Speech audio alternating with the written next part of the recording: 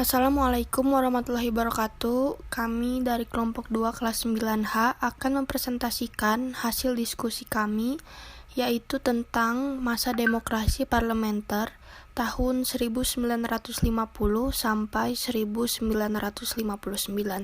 Sebelum itu, kami akan memperkenalkan diri terlebih dahulu. Perkenalkan, nama saya Keisha Najila Matahari dari absen 10. Nama saya Inayus Tia Putri, absen 9. Perkenalkan, nama saya Laiba Alisa Bernian dari absen 12. Perkenalkan, nama saya Manggala Putra Mideva, absen 13. Perkenalkan, nama saya Kurnia Pacinegara dari absen 11. Perkenalkan, nama saya Pinli Dwi Adriani, absen 8. Perkenalkan, nama saya Padli, absen 14. Masa demokrasi parlementer adalah masa ketika pemerintah Indonesia menggunakan UUD 1950 sebagai undang-undang negara. Masa demokrasi parlementer disebut pula masa demokrasi liberal karena sistem politik dan ekonomi yang berlaku menggunakan prinsip-prinsip liberal. Masa ini berlangsung mulai 17 Agustus 1950 sampai 6 Juli 1959. Perkembangan politik. A. Sistem pemerintahan. Sistem pemerintahan negara menurut UUD 1950 adalah sistem parlementer. Artinya kabinet disusun menurut perimbangan kekuatan kepartaian dalam parlemen. Presiden hanya merupakan lambang kesatuan saja. Dalam sistem ini, parlemen sangat berkuasa.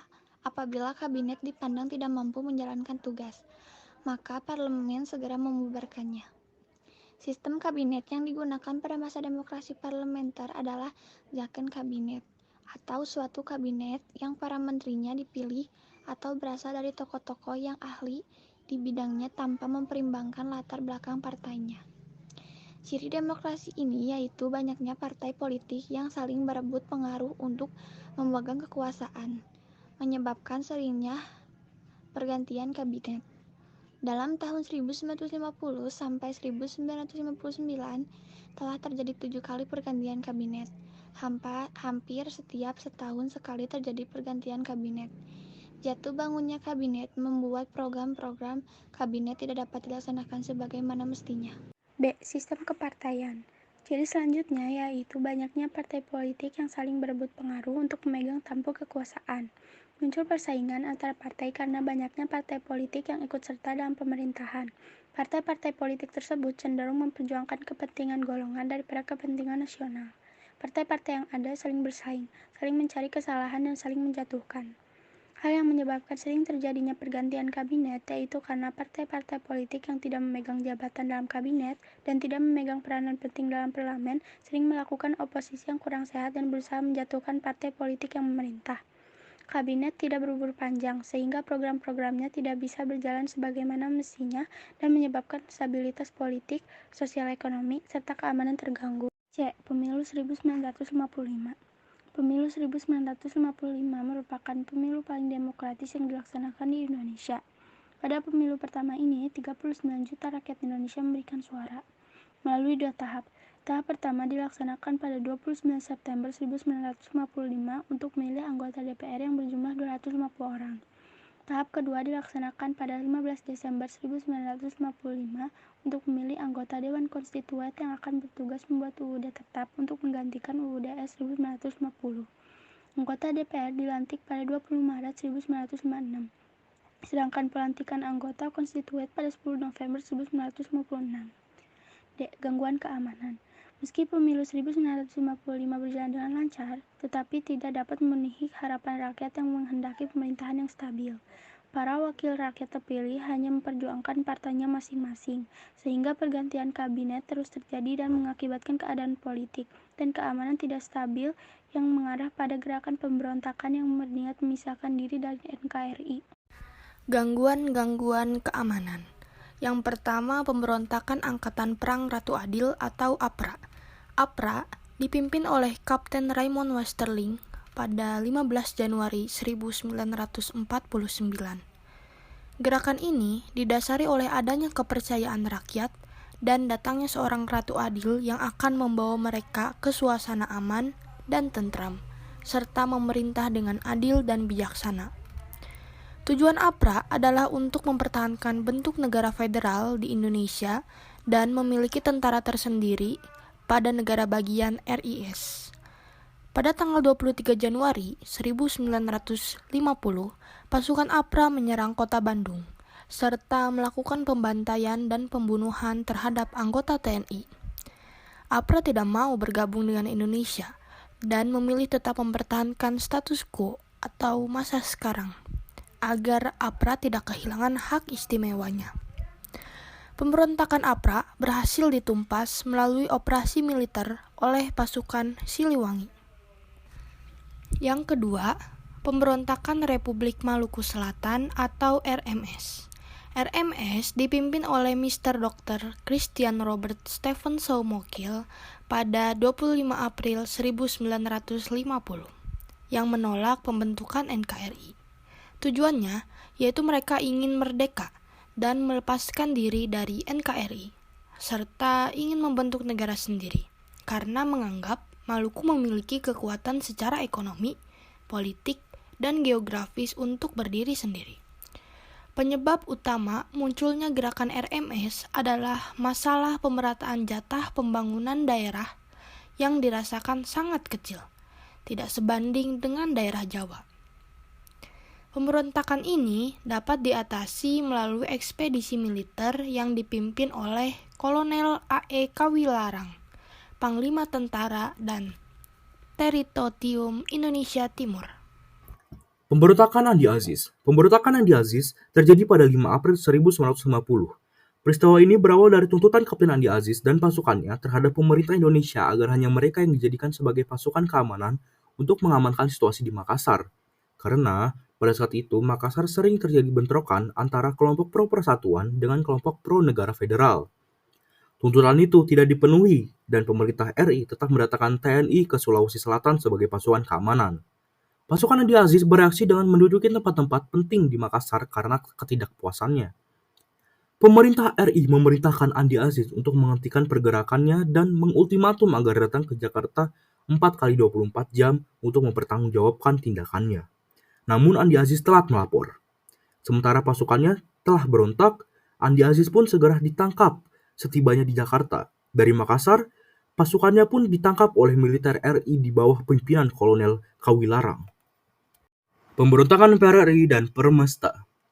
PRRI _Permesta dipimpin oleh Syarifuddin Parawinegara dan Venje Sumual di tahun 1957 sampai dengan 1958 di Sumatera dan Sulawesi. Disebabkan oleh adanya hubungan yang kurang harmonis antara pemerintah pusat dan daerah. Hal itu karena jatah keuangan yang diberikan oleh pemerintah pusat tidak sesuai dengan anggaran yang diusulkan dan berdampak ketidakpercayaan terhadap pemerintah pusat. Pada 10 Februari 1958 merupakan puncak dari pemberontakan ini. Ketua Dewan Banteng mengeluarkan ultimatum kepada pemerintah pusat. Isi ultimatum menyatakan bahwa Kabinet Juanda harus mengundurkan diri dalam waktu 5 kali 24 jam setelah menerima ultimatum. Pemerintah pusat pun bertindak tegas dengan cara memberhentikan Letkol Ahmad Hussein secara tidak hormat. Pada 15 Februari 1958, Letkol Ahmad Hussein mengumumkan berdirinya PRRI, kemudian diikuti oleh pengumuman Parmesta pada 17 Februari 1958 di Sulawesi.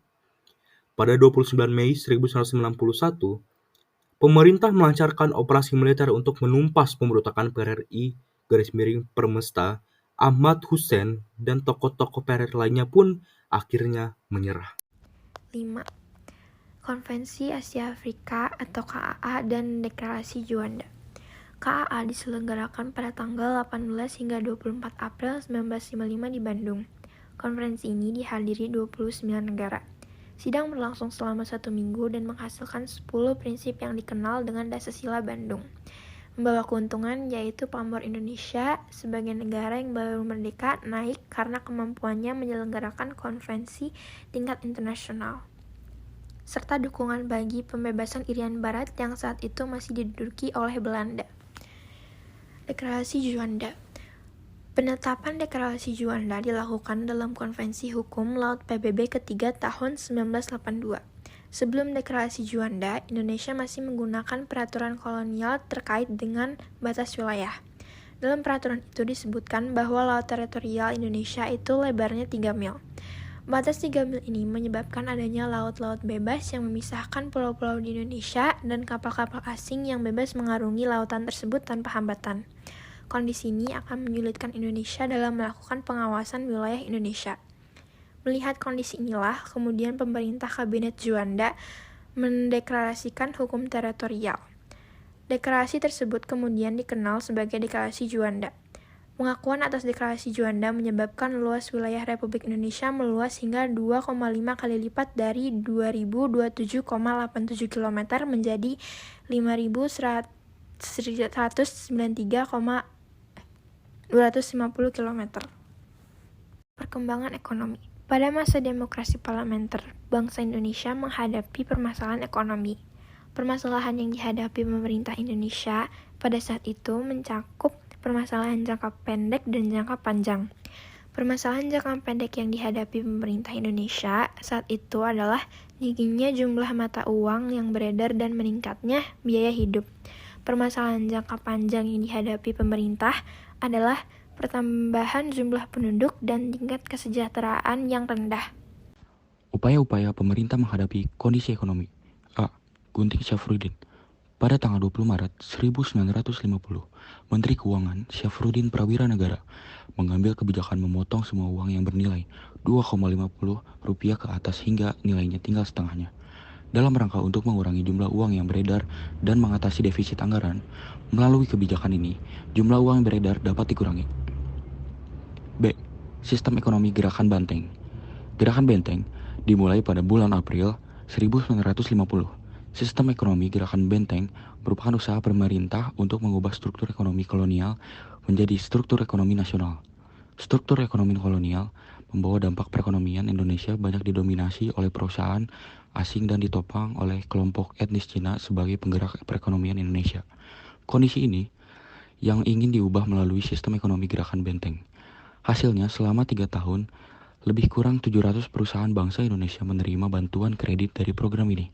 Tetapi, jumlah program ini tidak dapat tercapai dengan baik dan mengakibatkan beban keuangan pemerintah makin besar. C. Nasionalis perusahaan asing. Nasionalisasi perusahaan asing dilakukan dengan pencabutan hak milik Belanda atau asing yang kemudian diambil alih atau ditetapkan statusnya sebagai milik pemerintah Republik Indonesia. Nasionalisasi yang dilakukan pemerintah terbagi dalam 2 tahap. 1. Tahap pertama yaitu tahap pengambil alihan, penyitaan, dan penguasaan. 2. Tahap kedua yaitu tahap pengambilan kebijakan yang pasti, yakni perusahaan-perusahaan yang diambil alih itu kemudian dinasionalisasikan. D. Finansial ekonomi atau FINEK. Perundingan dilakukan pada tanggal 7 Januari 1956. Pada masa kabinet, Burhanuddin Harahap Indonesia mengirim delegasi ke Belanda untuk merundingkan masalah FINEK. Oleh karena usul pemerintah Indonesia tidak diterima pemerintah Belanda, maka pada tanggal 13 Februari 1956, pemerintah Indonesia secara sepihak melaksanakan rancangan FINEK-nya dengan membubarkan Uni Indonesia Belanda dengan tujuan melepaskan diri dari ikatan ekonomi dengan Belanda. Dampak dari pelaksanaan FINEK ini, banyak pengusaha Belanda yang menjual perusahaannya, sedangkan pengusaha pribumi belum mampu mengambil alih perusahaan Belanda tersebut.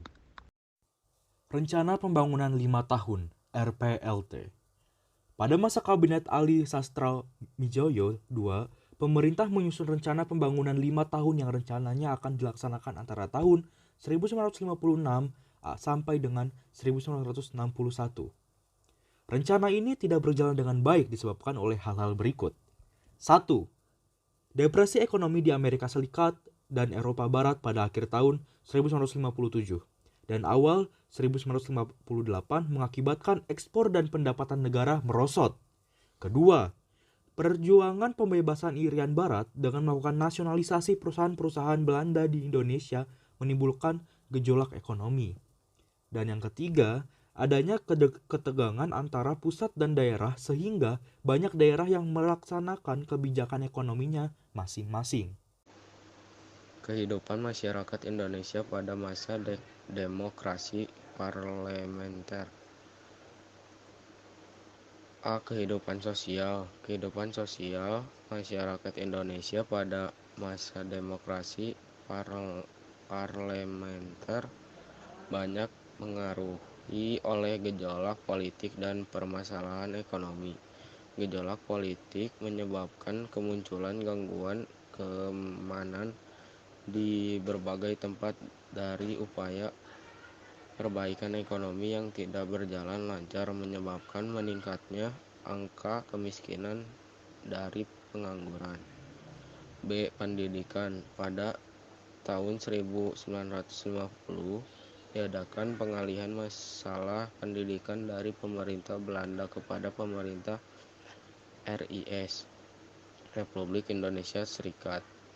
Kemudian disusunlah suatu konsepsi pendidikan yang dititik beratkan kepada spesialisasi. Menurut Menteri Pendidikan pada saat itu, bangsa Indonesia sangat tertinggal dalam pengetahuan teknik yang sangat dibutuhkan oleh di dunia modern. Menurut garis besar konsepsi tersebut, pendidikan umum dan pendidikan teknik dilaksanakan dengan perbandingan 3:1, maksudnya setiap ada 3 sekolah umum diadakan 1 sekolah teknik. C. Kesenian. Dalam bidang kesenian muncul berbagai organisasi seni lukis seperti Organisasi Pelukis Indonesia (PI) dan Gabungan Pelukis Indonesia (GFI). Selain itu, berdiri pula Akademi Seni Rupa di Indonesia (ASRI) di Yogyakarta. Sekian presentasi dari kelompok 2. Mohon maaf apabila ada kekurangan. Terima kasih.